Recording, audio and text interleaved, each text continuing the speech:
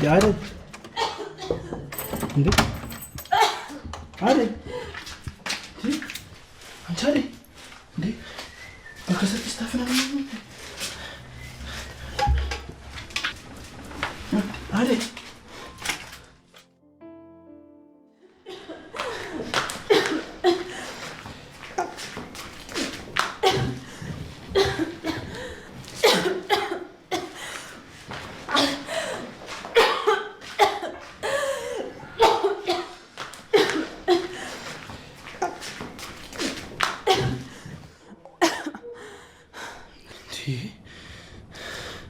ተረጋግሽ።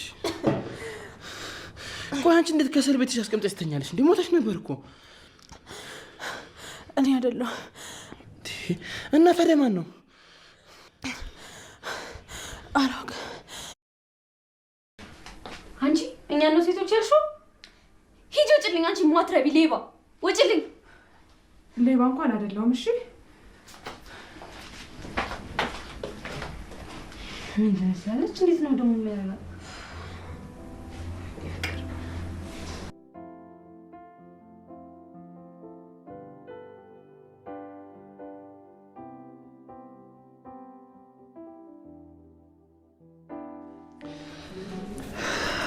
አደይ የምር በጣም ናፍቀሽኝ ነው የመጣሁት።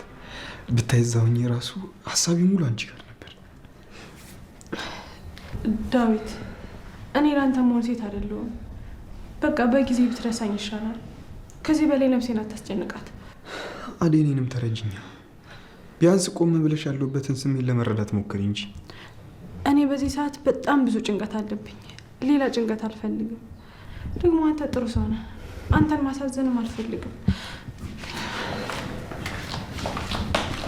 እሺ ቢያንስ ሰላም ሰላም ሰላም፣ ጤና ይስጥልን ውድና የተከበራችሁ ቤተሰብ እንዴት ናችሁ? ባርኮት በአደይ ፍቅር ወድቋል ማለት ነው እና ባርኮት እጅግ በጣም ያልጠበቀው ነገር ነው የገጠመው ማለት ነው። ምክንያቱም በአደይ ፍቅር እንደወደቀ ዛሬ ነው በደንብ ያስተዋለው ይመስለኛል ማለት ነው።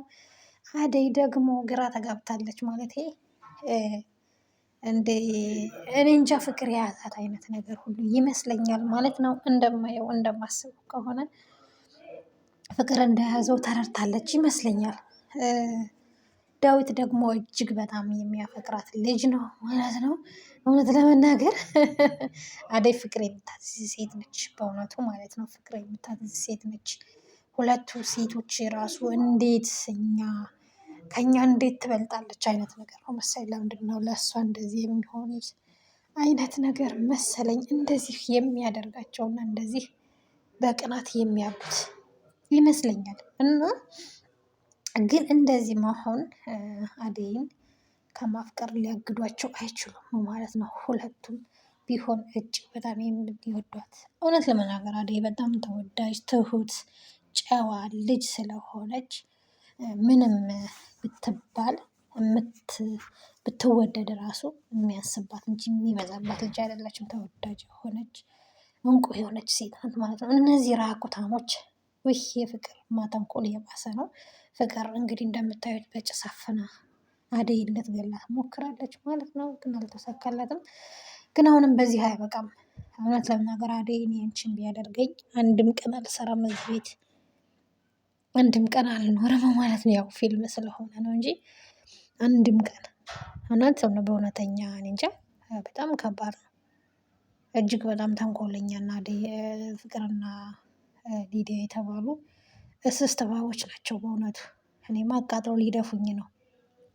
ሁለቱ ሴቶች አቃጥለው ሊደፉኝ ነው በእውነቱ ማለት ነው። እና ቤተሰብ መቼም ሁላችሁም በኮሜንትም እያየን ነው። ሁላችሁም እጅግ በጣም እንደምትጠሏት እየተናገራችሁ ነው ማለት ነው። እስኪ አስተያየት ሰጡበት።